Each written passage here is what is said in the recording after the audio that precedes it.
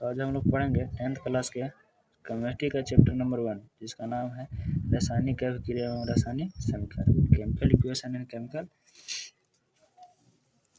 Equation and chemical reaction. ठीक ना। तो पहले अब आता है कि रासायनिक अभिक्रिया। देखो स्टार मार्क जो भी रहेगा सो क्वेश्चन है, उसके बाद जो डैश दे के लिखा रहेगा से आंसर है। ठीक ना। तो हम इसको डिस्कस करते जाएंगे, रिवीजन के लिए आपको बहुत अच्छा रहेगा। ठीक ना। आप लोग का एग्जाम भी है तो इससे पहले रिवीजन हो जाएगा। कहता है रासायनिक अभिक्रिया किसे कहते हैं, तो वैसे अभिक्रिया जिसमें एक या अधिक पदार्थ है ना भाग लेते हैं और उसके बाद एक नया पदार्थ बनाते हैं। ठीक ना, नया चीज बनाते हैं, तो उसे कैसे कहते हैं रासायनिक अभिक्रिया। जैसे कि यहाँ पे उदाहरण है, कार्बन और ऑक्सीजन भाग लिया है ना, बनाया है काची कार्बन डाइऑक्साइड, हाइड्रोजन ऑक्सीजन भाग लिया है और बनाया है काची तो जल। ठीक ना। इसको हम लोग ऊपर की तरफ नहीं लिखेंगे, इसको हम लोग कैसे लिखते हैं H2O, ऐसे लिखते हैं H2O। ठीक ना, इस तरह से। ठीक है, यहाँ पर जो लिखा है उसको 100% डिपेंड नहीं, जो बोलेंगे वो बातें पर ज़्यादा ध्यान देना है। ठीक ना। कहता है आगे कहता है अभिकारक क्या है। ठीक ना, तो जो पदार्थ रासायनिक अभिक्रिया में भाग लेता है उसे अभिकारक कहते हैं। प्रतिफल जो है ना अभिक्रिया के बाद बनता है उसे कैसे कहते हैं प्रतिफल। जैसे कि कार्बन ऑक्सीजन भाग लिया तो अभिकारक हो गया और कार्बन डाइऑक्साइड बना तो प्रतिफल हो गया। ठीक है, अगर इतना तेज बोल रहे हैं तो थोड़ा सा आवाज़ और कम कर सकते हो, 0.5 है ना, या तो 0.75, या तो अगर बहुत धीरे धीरे बोल रहे हैं तो आप फास्ट भी कर सकते हैं, आपके पास दोनों ऑप्शन है ना। यहाँ पर कैल्शियम कार्बोनेट में अभिकारक हो गई और प्रतिफल में आगे बढ़ गया। ठीक है ना। आगे कहता है कि रासायनिक अभिक्रिया की क्रिया विधि क्या है। ठीक है ना, तो रासायनिक अभिक्रिया में अणुओं के बीच बंधन टूट करके नया परमाणु बंधन बनता है और इनके बीच जो बंधन नया बनते हैं उसे कैसे कहते हैं नया पदार्थ बनता है। ठीक, तो इसका विशेषता क्या है, तो सबसे पहला है कि गैस की उत्पत्ति होती है। ठीक है ना, रासायनिक अभिक्रिया के फलस्वरूप गैस बनता है, जैसे कि कार्बन ऑक्सीजन मिलकर बना तो कार्बन डाइऑक्साइड, सल्फर डाइऑक्साइड भी बन सकता है, कार्बन मोनोऑक्साइड भी बन सकता है, कुछ भी बन सकता है जो से संभव वहाँ पर अवयव। तब अवक्षेप बनना है ना, रासायनिक अभिक्रिया के फलस्वरूप अवक्षेप भी बनता है। अवक्षेप कहने का मतलब है ना, इसका सिंबल चिन्ह नीचे की तरफ रहता है, तो समझो कि अवक्षेप हो रहा है, वहाँ पे प्राप्त हो रहा है, यहाँ पे कि AgCl यानी कि अर्जेंटम क्लोराइड। ठीक है ना, NaCl माने सोडियम क्लोराइड, NaNO3 माने सोडियम नाइट्रेट। ठीक, तो इसमें जो का नामकरण भी धीरे धीरे हम लोग देखते जाएंगे। अच्छा, और भी अभिक्रिया से प्राप्त होता है पहला एक चीज कि रंग परिवर्तन, रंग बदलते हैं। ठीक है ना, रासायनिक अभिक्रिया के बाद रंग बदल जाता है, जैसे कि कोयला पहले काला रहता है लेकिन जल जाता है तो कैसे होता है पीला। तो और भी बहुत सारे उदाहरण हो सकते हैं। ठीक है, जैसे कि हाइड्रोजन ऑक्सीजन दोनों रंगहीन नजर आते हैं लेकिन जल जाने के बाद जल बनता है तो रंगहीन ही रहता है, लेकिन कुछ कुछ में रंग परिवर्तन होता है, कुछ कुछ में नहीं। तापमान में ही परिवर्तन होता है, रासायनिक अभिक्रिया गुण है। रासायनिक अभिक्रिया के फलस्वरूप तापमान में परिवर्तन होता है। ठीक है ना, इसका एक और गुण है कि ऊष्माक्षेपी है ना, ऊष्माक्षेपी किसे कहते हैं, एक होता है ऊष्माशोषी। रासायनिक अभिक्रिया के फलस्वरूप जब ऊष्मा निकलती है तो उसे ऊष्माक्षेपी कहते हैं, है ना। जैसे कि यहाँ पे कार्बन ऑक्सीजन मिलता है तो कार्बन डाइऑक्साइड बनता है तो ऊष्मा निकलता है, गर्म गैस निकलती है तो ऊष्माक्षेपी। लेकिन जब कोई अभिक्रिया होता है उसमें ऊष्मा का शोषण हो, माने शोषण हो जाए, सोख ले, तो उसे कहते हैं ऊष्मा शोषी। जैसे कि नाइट्रोजन ऑक्सीजन है ना, तो नाइट्रोजन मोनोऑक्साइड बनता है, इसको नाइट्रोजन मोनोऑक्साइड नाम है, तो उसमें सोखता है। जैसे कि पेड़ पौधा जब शोषण करता है यानी कार्बन डाइऑक्साइड खींचता है तो उसे कहते हैं अवशोषण। ठीक है ना, उसमें शोषी कहते हैं। ठीक है ना। आगे आता है अवस्था में परिवर्तन होता है, थोड़ा सा सॉरी, देखो कथा कचे कि इसमें कचे होता है अवस्था में परिवर्तन है, पहले पदार्थ किस अवस्था में रहता है उसके बाद भी बदलता है, जैसे हाइड्रोजन गैस अवस्था है, ऑक्सीजन गैस अवस्था है, लेकिन इससे बनने वाला जल जैसे द्रव अवस्था में, तो अवस्था में ही परिवर्तन होता है। ठीक है ना, जैसे कि हम लोग पिछले क्लास में कहीं पढ़े थे 7वां 8वां में, है ना, कि परिवर्तन 2 प्रकार का होता है, भौतिक परिवर्तन है रासायनिक परिवर्तन। भौतिक परिवर्तन में नया पदार्थ नहीं बनता है, जबकि रासायनिक परिवर्तन नया पदार्थ बन जाता है। रासायनिक अभिक्रिया होने में रासायनिक परिवर्तन होता है। ठीक है ना, अब इसके बाद आता है कि रासायनिक समीकरण क्या है, फिर से क्वेश्चन। ठीक है ना, तो रासायनिक समीकरण कैसे कहते हैं, तो रासायनिक अभिक्रिया में भाग लेने पदार्थ सूत्र और संकेत सहित जो दर्शाया जाता है तो उसका रासायनिक समीकरण कहते हैं, केमिकल इक्वेशन कहते हैं। ठीक है, रासायनिक अभिक्रिया में कार्बन और ऑक्सीजन मिलकर कार्बन डाइऑक्साइड बनाता है, यह है अभिक्रिया। ठीक है ना, तो इसको हम लोग कैसे करेंगे, तो देखो पहले ढांचा समीकरण बनाए, ढांचा समीकरण यानी कि carbon plus oxygen carbon dioxide. ठीक है, कार्बन प्लस ऑक्सीजन तो कार्बन डाइऑक्साइड। इसके बाद फिर इसको हम लोग बैलेंस भी करेंगे। ठीक है, बहुत सारे के कुछ कुछ बैलेंस रहते हैं, कुछ कुछ नहीं। तो बैलेंस कहने का मतलब होता है कि बराबर। ठीक है ना, ऐसे तराजू बैलेंस कहते हैं इंग्लिश में, तराजू को बैलेंस। ठीक है। अब बैंक बैलेंस माने कि टोटल अंतिम में कितना अकाउंट, तो अंततः लास्ट में कितना होता है से बात को बताता है, तो बैलेंस इसको भी करने यानी कि संतुलित कहते हैं इसको हिंदी में, ठीक है। जैसे कि देखो यहाँ पर नोट पॉइंट में कुछ बताया गया है कि रासायनिक समीकरण में हाइड्रोजन ऑक्सीजन नहीं, हाइड्रोजन और क्लोरीन के रूप में लिया जाता है ना। तो उसे कैसे करते हैं, ऑक्सीजन क्लोरीन है तो उसे अलग लिखते हैं, लेकिन यहाँ पर ध्यान रखना है कि गैस के रूप में रहेगा तो जी, और लिक्विड के रूप में रहेगा तो एल, और सॉलिड के रूप में रहेगा तो एस लिखते हैं, ठीक है ना। अच्छा, इसके बाद अभिकारक में उनके सूत्र और संकेत में लिखते हैं, जैसे कि हम लोग तत्व के बारे में पढ़े हैं। हाइड्रोजन के संकेत 1 होता है, हीलियम के 2 होता है, लिथियम के 3 होता है, ठीक है ना। अच्छा, इसके बाद क्या चीज कहता है, देखो तो हम लोग कहाँ पर पढ़ रहे थे, है ना, कि अभिकारक में, है ना, रासायनिक अभिक्रिया समीकरण को कुछ लिखने की विधि होता है। अभिकारक को बाएं तरफ लिखते हैं और प्रतिफल को दाएं तरफ लिखते हैं, दोनों को बीच तीर के निशान से दर्शाते हैं, बीच में दो रहता है जोड़ से भी दर्शाते हैं, है ना। इस तरह से जैसे कि देखा जाता है यहाँ पे कार्बन डाइऑक्साइड बना रहा है, ठीक है ना, तो कार्बन अलग ऑक्सीजन अलग CO2 बन गया। कैल्शियम कार्बोनेट तो इसको में प्रतिफल प्लस में रहा, है ना, और दोनों के अलग दोनों एक तीर का निशान देते हैं, ठीक है ना। अच्छा, इसके बाद है कि रासायनिक समीकरण के प्रकार के होते हैं, तो दो, एगो संतुलित एगो असंतुलित। संतुलित समीकरण किसे कहते हैं, तो ध्यान से सुना है ना, वैसा समीकरण जिसमें अभिकारक और प्रतिफल मान कि बाएं साइड और दाएं साइड दोनों तरफ परमाणु की संख्या बराबर हो तो उसे संतुलित कहेंगे। जैसे इधर कार्बन 1 इधर भी कार्बन 1, ऑक्सीजन 2 तो ऑक्सीजन 2, ठीक है ना। इधर 4 हाइड्रोजन, 2 दूना के 4, तो इधर भी 2 दूना के 4 हाइड्रोजन, इधर 2 ऑक्सीजन, तो इधर ऑक्सीजन के आगे 2 लगल है ना, तो 2 ऑक्सीजन हो जाए, तो इसको कहते हैं संतुलित, ठीक। एक होता है असंतुलित, असंतुलित कहने का मतलब कुछ है कि अनबैलेंस, ठीक है ना। तो ऐसा रासायनिक समीकरण जिसके दोनों तरफ परमाणु की संख्या बराबर नहीं होती उसे कैसे कहते हैं, असंतुलित। जैसे कि देखा यहाँ पे हाइड्रोजन 2, यहाँ पर 2 है, लेकिन ऑक्सीजन 2 है तो ऑक्सीजन नहीं होती, असंतुलित है। एगो सोडियम 2 क्लोरीन, तो यहाँ पर एगो सोडियम एगो क्लोरीन, है ना, दी का चीज असंतुलित है। यहाँ तक कोई दिक्कत। आगे आता है कि अनस्वरता का नियम क्या है, या तो पदार्थ अनस्वरता का नियम, ठीक है। तो इस नियम को एकदम कंठस्थ कर लेना है कि कोई भी पदार्थ को, है ना, न तो बनाया जा सकता है ना ही तो नष्ट किया जा सकता है, वह हमेशा अनस्वर होता है, केवल और केवल उसको रूपांतरण किया जा सकता है, तो इसे हम लोग पदार्थ के अनस्वरता नियम कहते हैं, ठीक है। अर्थात उसका कुल मात्रा बराबर रहता है। जैसे रासायनिक एकाम प्रकार है, रासायनिक अभिक्रिया में अभिकारक का कुल द्रव्यमान प्रतिफल के कुल द्रव्यमान बराबर रहता है, ऐसे ही कुछ कहते हैं अनस्वरता नियम। जैसे कि, है ना, इधर है कितना, तो 2H2 प्लस O2 और 2H2O, ठीक है ना। तो हाइड्रोजन का भार होता है 1, और 2 गो है ना, टोटल 4 गो है, तो 4 गुने 1, और यहाँ पर ऑक्सीजन है तो एक का होता है 16, तो 16 गुना 2 32, तो यानी 32 4 36 हो गया इधर। और RHS में तो देखो हाइड्रोजन का जल के बाहर निकालते हैं हम लोग, है ना, तो 18 आता है, अब 2 गो है तो 2 गो तो 18 दोनों के 36, तो दोनों दोनों बराबर है। इसको AMU में नापते हैं, एटॉमिक मास यूनिट में। कैसे बाहर निकालते हैं, यहाँ पर एक उदाहरण से समझ लेते हो। H2O हाइड्रोजन का भार होता है 1, ई 2 लिखल है तो 2 लिखेंगे। ऑक्सीजन एगो है तो ऑक्सीजन का भार होता है 16, आप जोड़ देंगे तो 2 का 2 और 16 तो 18, तो हाइड्रोजन वाला ऑक्साइड यानी कि जल का भार कितना हो गया, 16, ठीक है ना। इसी तरह से एक क्वेश्चन के बताना है, ठीक है ना, दे दे रहे हैं टास्क में NH3 का भार कितना होगा, जबकि नाइट्रोजन का होता है 14 और हाइड्रोजन का होता है 3, एक होता है, ठीक है ना, एक होता है तो 3 को यहाँ पर, तो 3 जोड़ करके बताना है आपको।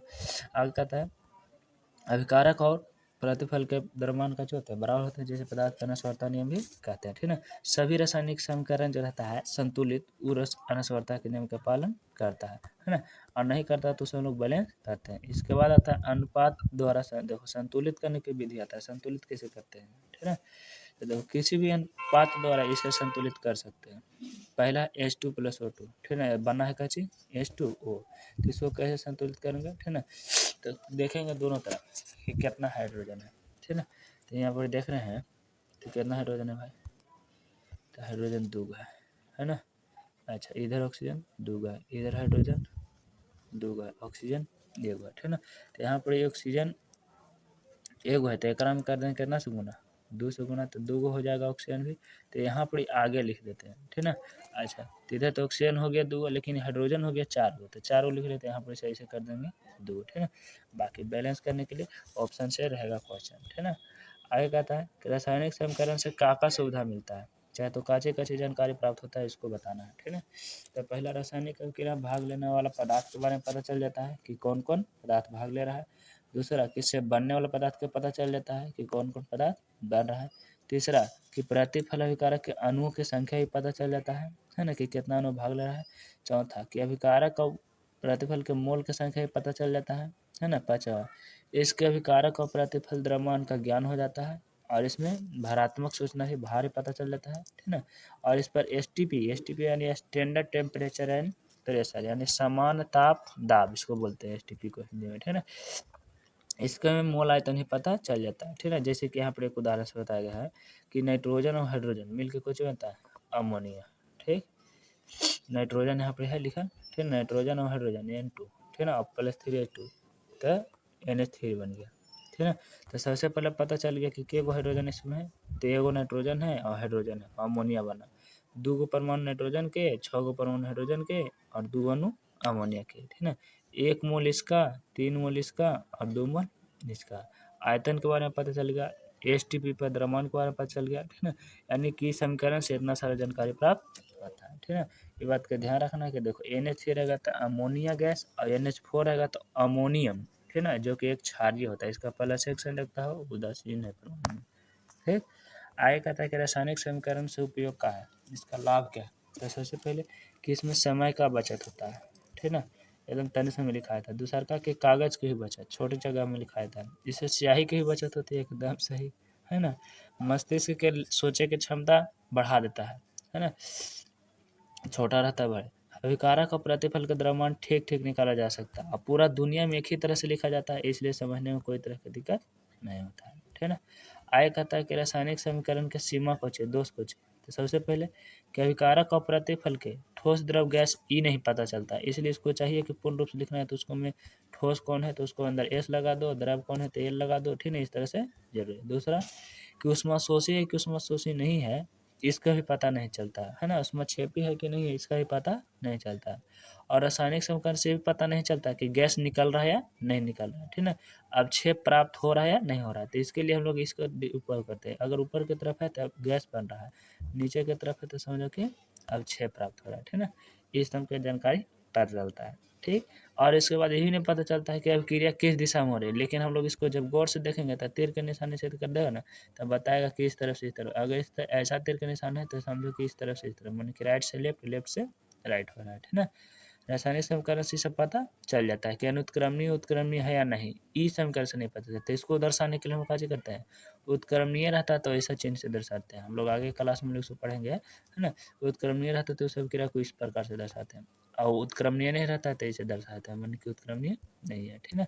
अच्छा, अब कहता है कि रासायनिक समीकरण उपयोग बनाने की विधि क्या है। तो सबसे पहले रासायनिक समीकरण में ठोस के लिए ए सही बताएं सॉलिड, ठीक है ना, और गैस के लिए जी, और लिक्विड के लिए एल माने द्रव के लिए, ठीक है ना, जेल एल। जैसे कि यहाँ पर देखा जाए कार्बन प्लस ऑक्सीजन, ठीक है ना, तो कार्बन का चाहिए पे सॉलिड के रूप में, ऑक्सीजन गैस के रूप में, CO2 गैस के रूप में। तो यहाँ पर कर दिया बिलियन जब रहेगा ना, बिलियन तो एक क्यू के रूप में से दर्शाते हैं। द्रव रहेगा अलग बात है, बिलियन मान के घोल के प्राप्त हो, ठीक है ना। तो आएगा था उसमें छेपी क्रिया में तीर के निशान के लिए कैसे करते हैं, ऐसे प्रकार से दर्शा देखो, उसमें छेपी है, ठीक है, तो उसमें ऐसे तीर के निशान देके ऐसे दर्शाते हैं, ठीक। उसमें सोचे रहेगा तो प्लस में, और तीर के निशान देके जब रहेगा तो उसमें छेपी रहेगा, ठीक ना। आगे आता है कि रासायनिक समीकरण गैस मुक्त करने के लिए तो ऊपर तीर के निशान दर्शाते हैं, ठीक ना। अच्छा, इसके बाद कि अगर अब छेप प्राप्त करना है तो उसमें क्या करते हैं, नीचे की तरफ तीर दर्शाते हैं, ठीक ना। जैसे कि यहाँ पर सोडियम सिल्वर अर्जेंट क्लोराइड, जिसको हम अर्जेंटम क्लोराइड भी बोलते हैं, ठीक है, तो इसको हम लोग अवक्षेप के रूप प्राप्त होता है। रासायनिक अभिक्रिया किन किन दिशा में हो रही है उसके लिए तीर का निशान दर्शाते हैं। जैसे कि यहाँ पे प्रकाश संश्लेषण की अभिक्रिया का सूत्र दर्शाया हुआ, जो बायोलॉजी में हम लोग पढ़े थे पहले चैप्टर में, है ना। रासायनिक अभिक्रिया उत्क्रमणीयता दर्शाने के लिए दोनों तरफ तीर का निशान का उपयोग करते हैं, ठीक है। इसके बाद आता है कि रासायनिक अभिक्रिया का प्रकार क्या है, ठीक है। ये बहुत मुख्य टॉपिक है, ठीक। तो सबसे पहले कि निम्नलिखित प्रकार का होता है, पहला संयोजन या संश्लेषण, है ना, इंग्लिश में इसको कॉम्बिनेशन बोलते हैं, ठीक, कॉम्बिनेशन, है ना। तो देखो इसको कैसे परिभाषा देंगे, ऐसे देंगे कि वैसे रासायनिक अभिक्रिया जिसमें दो या अधिक पदार्थ मिलकर एक नया पदार्थ बनाते हैं, है ना। जब दो को मिलकर के एक नया बनाता है तो उसे कहते हैं कॉम्बिनेशन, या तो फिर संयोजन, या तो फिर संयोग अभिक्रिया। जैसे कार्बन ऑक्सीजन दो को मिलकर एक बना दिया, हाइड्रोजन ऑक्सीजन मिलकर के एक बना दिया, ठीक ना। यहाँ पर ऑक्सीजन करा हुआ है, ठीक ना, H2O, ठीक। आगे कहता है वियोजन अभिक्रिया या अपघटन। वियोजन या अपघटन एक ही है, ठीक है। वियोजन कहने का मतलब है कि अलग हो रहा है, अपघटन कहने का मतलब है कि टूट रहा है, डिकम्पोजिशन रिएक्शन, ठीक है ना। वैसे अभिक्रिया जो एगो से टूट करके अलग अलग दो या दो से अधिक भाग बढ़ जाती है, इस अभिक्रिया को कैसे कहते हैं, वियोजन। उदाहरण याद रखना है कि कैल्शियम कार्बोनेट टूट के कैल्शियम और कार्बन डाइऑक्साइड में बदलता है, जबकि पोटेशियम क्लोराइड टूट करके पोटेशियम क्लोराइड और फिर कुछ ये क्लोरेट है, पोटेशियम क्लोरेट इसको बोलते हैं, और पोटेशियम क्लोराइड है और ऑक्सीजन बदलता है, तो इसे कहते हैं वियोजन या अपघटन, ठीक। उष्मीय अपघटन एकरा कहते हैं काहे एकरा में उष्मा निकलता है। तीसरा अभिक्रिया का चीज है कि वैद्युत अपघटन, अभिक्रिया के प्रकार कुछ है वैद्युत अपघटन, तो इसको परिभाषा कैसे देंगे कि वैसे अपघटन अभिक्रिया जो विद्युत प्रवाह के कारण होता है तो उसे वैद्युत अपघटन कहते हैं। जैसे सोडियम क्लोराइड, इसमें जब विद्युत धारा प्रवाहित करते हैं तो सोडियम कैथोड पर अलग, क्लोरीन एनोड पर अलग होता है, ठीक है, तो इसे वैद्युत अपघटन अभिक्रिया कहते हैं। एक होता है अवक्षेपण अभिक्रिया, ठीक है। अवक्षेपण अभिक्रिया कैसे कहते हैं, तो वैसे अभिक्रिया जिसके बाद, जिसके होने के बाद अवक्षेप के रूप में प्राप्त हो तो उसे अवक्षेपण अभिक्रिया कहते हैं। जैसे कि सोडियम क्लोराइड और सोडियम सिल्वर नाइट्रेट, ठीक है ना, तो एकरा में सिल्वर क्लोराइड अवक्षेप के रूप में प्राप्त होता है, तो इसे अवक्षेपण अभिक्रिया भी कहते हैं। एक अभिक्रिया उदासीनीकरण अभिक्रिया, ठीक है ना, उदासीनीकरण अभिक्रिया कैसे कहते हैं, तो वैसी रासायनिक अभिक्रिया जिसमें अम्ल भस्म अभिक्रिया करके लवण और जल बनाता है तो उसे कुछ कहते हैं उदासीनीकरण। जैसे कि HCl अम्ल है, सोडियम हाइड्रोक्साइड क्षार है, दोनों से बना लवण और जल, ठीक है ना, तो इसे कैसे कहते हैं उदासीनीकरण, न्यूट्रलाइजेशन रिएक्शन, ठीक है। इसके बाद आता है कि प्रकाश रासायनिक अभिक्रिया क्या है, ठीक, फोटोकेमिकल, ठीक है ना, तो वैसे रासायनिक अभिक्रिया जो केवल प्रकाश में ही काम करता है, चाहे तो प्रकाश में अभिक्रिया शुरू कर देता है तो उसे प्रकाश रासायनिक अभिक्रिया कहते हैं। जैसे कि कार्बन डाइऑक्साइड और जल सूर्य प्रकाश में क्लोरोफिल की उपस्थिति में कैसे बनाता है ग्लूकोज, जिसे कैसे कहते हैं प्रकाश रासायनिक अभिक्रिया कहते हैं, ठीक है। कि प्राकृतिक प्रकाश रासायनिक अभिक्रिया, जबकि हाइड्रोक्लोरिक अम्ल जब बनाना रहता है तो हाइड्रोजन और क्लोरीन का उपयोग करते हैं, इसको हम थोड़ा सा सूर्य का प्रकाश जैसे मिलता है तो हाइड्रोक्लोरिक अम्ल तुरंत बन जाता है, ठीक है ना। यहाँ पर उत्प्रेरक का भी उपयोग होता है, लेकिन उत्प्रेरक के बारे में हम लोग 10वीं में नहीं पढ़ना है, आगे चल के क्लास में पढ़ना है, ठीक है। एक प्रकार है एकल विस्थापन, है ना, एकल विस्थापन या सिंगल डिस्प्लेसमेंट, ठीक है। डिस्प्लेसमेंट में कहने का मतलब होता है कि जगह बदले, ठीक है ना, तो वैसे रासायनिक अभिक्रिया जिसमें एक क्रियाशील धातु अपने से कम क्रियाशील धातु को विस्थापित कर दे तो उसे कहने का चाहिए एकल विस्थापन अभिक्रिया, ठीक है ना। जैसे कि यहाँ पर देखा जाए लोहा कॉपर सल्फेट से अभिक्रिया करता है तो लोहा सल्फेट यानी कि फेरस सल्फेट बनाता है, कॉपर अलग करता है, तो ये एकल विस्थापन हुआ, ठीक है ना।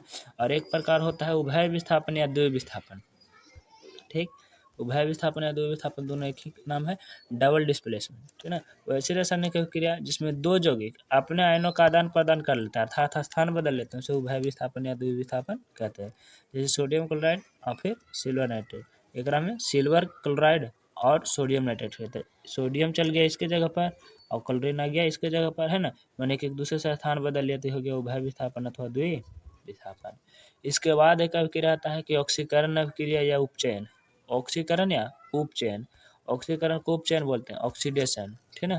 तो इसमें कैसे कहते हैं, इसको परिभाषा ऐसे लिखते हैं कि ऑक्सीजन के संयोग होने वाला अभिक्रिया को ऑक्सीकरण अभिक्रिया कहते हैं, अथवा इसको एक और भाषा देते हैं कि हाइड्रोजन से वियोग हो तो उसे भी ऑक्सीकरण अभिक्रिया कहते हैं। और अवकरण या अपचयन, ठीक है ना, तो वैसे अभिक्रिया जिसमें ऑक्सीजन का वियोग हो और हाइड्रोजन का संयोग हो तो उसे कैसे कहते हैं अवकरण, ठीक। लेकिन यहाँ पर ध्यान नहीं रखना कि एक होता है रेडॉक्स अभिक्रिया, तो जब ऑक्सीकरण और अवकरण दोनों साथ साथ होता है तो इसे अभिक्रिया कैसे कहते हैं रेडॉक्स अभिक्रिया, ठीक है। इसके बाद आता है कि ऑक्सीकारक क्या है, ठीक है ना, तो देखो जिसका अवकरण होता है उसे ऑक्सीकारक कहते हैं, जिसका अवकरण होगा उसे ऑक्सीकरण और जिसका ऑक्सीकरण होगा उसे अवकारक कहते हैं, थोड़ा सा विपरीत टाइम्स है, ठीक है ना, इसलिए ध्यान रखना। जैसे कि उदाहरण देखो यहाँ पर उदाहरण है कि कॉपर ऑक्साइड, ठीक है ना, हाइड्रोजन से अभिक्रिया करके, है ना, तो यहाँ पर हाइड्रोजन का संयोग हो रहा है तो यह अभिक्रिया हो गया क्या चाहिए अवकरण, ठीक। लेकिन यहाँ पर हो गया कुछ ऑक्सीकारक क्योंकि इसका अवकरण हो रहा है, ठीक। अच्छा अभी कुछ है तो अवकारक, ठीक है ना, ऑक्सीकारक हो रहा है ना, ये है अवकारक, ठीक। अच्छा एक में से हाइड्रोजन कच हो रहा है तो यहाँ पर देखना है तो यहाँ पर हाइड्रोजन कच हो रहा है तो वियोग हो रहा है, इसमें कि देखा जाए तो यहाँ से हाइड्रोजन हट रहा है ना तो वियोग हो गया, ठीक, कॉपर के लिए, तो यहाँ पर कुछ हो गई ऑक्सीकरण, ठीक। यहाँ पर दूसरा समीकरण देखा जाए तो हाइड्रोजन सल्फेट और क्लोरीन, ठीक, तो यहाँ पर क्या चल रहा है हाइड्रोजन के साथ लाया जा रहा है, ठीक है ना, तो यहाँ पे साथ ला जा रहा है, यहाँ पर क्या हो रहा है कि इसमें हट रहा है, ठीक है। तो यहाँ पर भी ऑक्सीकरण अवकरण दोनों देखने को मिलता है, ठीक है। एक बाद कहता है कि दैनिक जीवन में अभिक्रिया के क्या प्रभाव होता है, ऑक्सीकरण और अवकरण के, ठीक है। तो सबसे पहले भोजन के पाचन में ऑक्सीजन द्वारा ऑक्सीकृत होकर के कार्बन डाइऑक्साइड और जल और ऊर्जा मुक्त होता है, ग्लूकोज पच पच के, ठीक है। तो इसे हम लोग दैनिक जीवन में इसका उपयोग करते हैं। दूसरा उपयोग है कि भोजन को दुर्गंधित करे में इसका उपयोग होता है ऑक्सीजन का, है ना।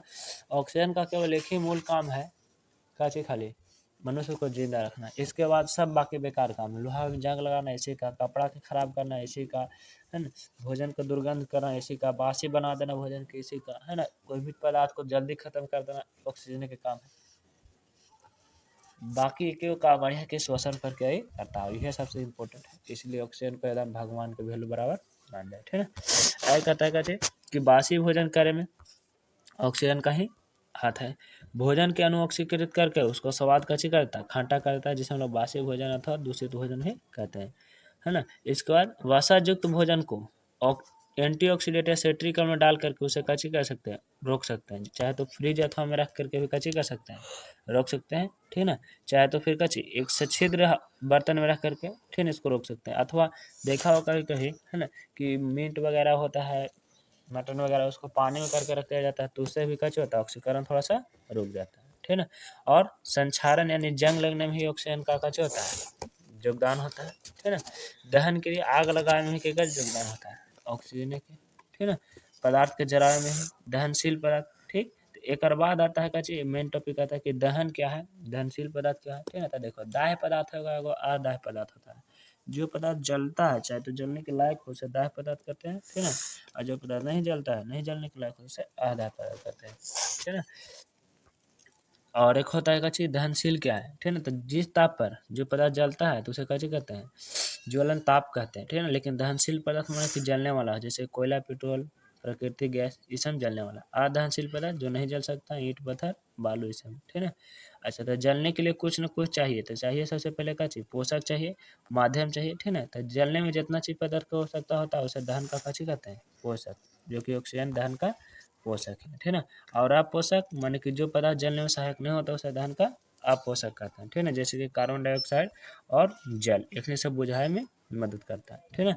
और दहन होने के लिए 3 गो शर्त की आवश्यकता है। पहले दहनशील पदार्थ, दूसरा का दहन के पोषक पदार्थ, तीसरा का ज्वलन ताप की प्राप्ति, ठीक है ना। दहनशील पदार्थ कहने का मतलब कोई ऐसा पदार्थ जो जल सके, है ना। तब जैसे कोयला, लकड़ी, पेट्रोलियम। दहन पोषक की प्राप्ति माने कि उसके लिए ऑक्सीजन भी बहुत जरूरी है, ज़्यादा मात्रा में जरूरी नहीं है। एगो दोहा है बहुत बढ़िया, ठीक है। सबल सहाय सब कोई, निर्बल सहाय न कोई, पवन जगावत आग के दीप ही देत बुझो, ठीक है ना। माने कि बढ़िया के सबको सहायता करता है। जब आग लगल है तो उसको हवा का झोंका भी तेज कर देगा, लेकिन दिया वो जित रहेगा, जलित रहेगा तो उसको बुझा देता है, ठीक है ना। बाकी हिंदी के क्लास में इसको एक्सप्लेनेशन ज़्यादा होगा, साइंस वाला पर साइंस में ध्यान दो, है ना। ज्वलन ताप भी बहुत जरूरी है, माने कि ज्वलन ताप करने के लिए कोई पदार्थ न्यूनतम ताप पर जितना जल जाए उसे ज्वलन ताप कहते हैं। जैसे कागज बहुत जल्दी आग पकड़ लेगा, काहे कि उसका ज्वलन ताप कम है, लेकिन वही किताब जैसे ग्रंथ है वो हाली सुन नहीं जलेगा। लकड़ी का छिलना जो है, छिलका जिसे बोलते हैं, चोइयाँ बोल सकते हैं शायद, और कुछ भी बोला जाता होगा, ठीक है। तो वो बहुत जल्दी जलेगा, लेकिन लकड़ी का गट्टर जो है बड़ा वाला वो हाली सुन नहीं जलेगा, इसको ज्वलन ताप का है ज़्यादा, ठीक है ना। तो ज्वलन ताप भी होना बहुत जरूरी है, तब जाके कची करेगा, जलेगा, ठीक है ना। आगे आता है कि ज्वाला क्या है, ठीक है ना। तो आग के लपेटे को कची कहते हैं, ज्वाला। ज्वाला के प्रकार का होता है, 2 प्रकार के, एगो प्रकाशमान एगो प्रकाशहीन, एगो प्रकाशमान एगो प्रकाशहीन, ठीक है। प्रकाशहीन कहने का मतलब कुछ ये ज्वाला में बहुत कम प्रकाश देता है, तो इसे प्रकाशहीन ज्वाला कहते हैं। जैसे एलपीजी के ये ज़्यादा जोरा नहीं करता है, इसे कैसे कहते हैं, प्रकाशहीन, ठीक है ना। एक होता है प्रकाशमान, है ना, वह ज्वाला जो अधिक प्रकाश देता है तो उसे कैसे कहते हैं, प्रकाशमान। लेकिन इसको में ज़्यादा मात्रा में, है ना, उष्मा नहीं होता है ना। कहल जाए अधिकल विपरीत छल कर जाए, यही वाला हाल है। देखने में लगा कि बहुत ज़्यादा धार दे रहा है, लेकिन वास्तविक रूप से इसको पास उतना ऊर्जा नहीं होता है। जैसे कि उपला या गोईठा, लकड़ी के गोईठा जलाने पर उतना ज़्यादा ऊष्मा का मान नहीं होता, जबकि एलपीजी में पास ऊष्मा का मान होता है। सबसे ज़्यादा ऊष्मा का मान होता है हाइड्रोजन ईंधन में, ठीक है, जिसका उपयोग रॉकेट इत्यादि में करते हैं, ठीक है। इसके बाद एक थोड़ा सा हम लोग पढ़ना है मोमबत्ती का ज्वाला, ठीक है ना। मोमबत्ती का ज्वाला, तो मोमबत्ती को जलते हुए सबको देखा हुआ, ठीक है ना। तो मोमबत्ती ऑक्सीजन की उपस्थिति में जलता है, जो कि उसका ज्वाला बनता है, प्रकाशमान ज्वाला बनता है, प्रकाश देता है, तो इसे हम लोग मोमबत्ती का ज्वाला कहते हैं। मोमबत्ती का ज्वाला 3 प्रकार भाग में बढ़ता है, एगो केंद्रीय, एगो प्रकाशमान, एगो प्रकाशहीन भाग, ठीक ना। तो केंद्रीय भाग का जो होता है, तो यह सबसे बीच वाला भाग होता है, ठीक है। नीले रंग का होता है, तापमान इसमें कम होता है ना। दिया सलाई तिल्ली भी इसमें नहीं जलता, ठीक है ना। अब प्रकाशमान मंडल, यह मध्य भाग होता है, इसमें रंग कैसन होता है, पीला। एक है प्रकाशहीन मंडल, ये सबसे बाहरी तरफ होता है, और ये सबसे गर्म भाग होता है। यहाँ पर मोम पूरा तरह से जल के कच्चे बनता है, धुआं बन जाता है, जैसे कि चित्र में देख सकते हो, ठीक है ना। ये है मोमबत्ती का चित्र लगभग, ठीक है। और यह केंद्रीय मंडल बीच वाला, और उसके बाद फिर मध्य वाला जो है से कच्चे हैं, तो प्रकाशमान मंडल है, और सबसे बाहर वाला जो है प्रकाशहीन। इसके बाद फिर कालिक या कारिक, है ना, काला लगने लगेगा, ठीक। इसके बाद थोड़ा सा हम लोग को जाना है एलपीजी के बारे में, ठीक है ना। एलपीजी, ठीक। एक कई तरह के फुल फॉर्म हो सकते हैं, बाकी यहाँ पर है लिक्विड पेट्रोलियम गैस, ठीक है ना। यह ब्यूटेन, प्रोपेन और एथेन का मिश्रण होता है। इसका मुख्य वह ब्यूटेन होता है, और ये उच्च दाब पर सिलेंडर में भर जाता है ना, जिसमें द्रव में बदल जाता है, ठीक है ना। अच्छा, लेकिन इसका मूल रूप से इसका कोई खास गंध नहीं होता। इसे गंध आने के लिए कैसे किया जाता है, एथिल मैरकैप्टर मिला दिया जाता है। इसका सूत्र C2H5SH होता है, ठीक है ना। इस सल्फर का यौगिक है, और ये भी गंध होता है, तो यह धमक गमक करता है, और जिससे हम लोग को लीकेज का पता चल जाता है, ठीक है ना। ऐसा माना जाता है कि 1 ग्राम एलपीजी से 50 किलो जूल लगभग प्राप्त होता है, जबकि ऐसा माना जाता है कि लगभग कम से कम 10-15 किलो गोईठा जलाओगे तब जाके वहाँ हमको 1 किलो जूल अथवा 50 किलो जूल उसमें प्राप्त होता है। बाकी ये भ्रम रहता है कि गोईठा से जल्दी खाना बन जाता है, लेकिन गैस में उसमें अपेक्षा काफ़ी ज़्यादा मात्रा में उसमें होता है। यहीं पर पाठ का कार्य होता है, भाग खत्म होता है। कुछ कुछ भाग हो सकता है कि बाकी हो, बाकी हम लोग अगले क्लास में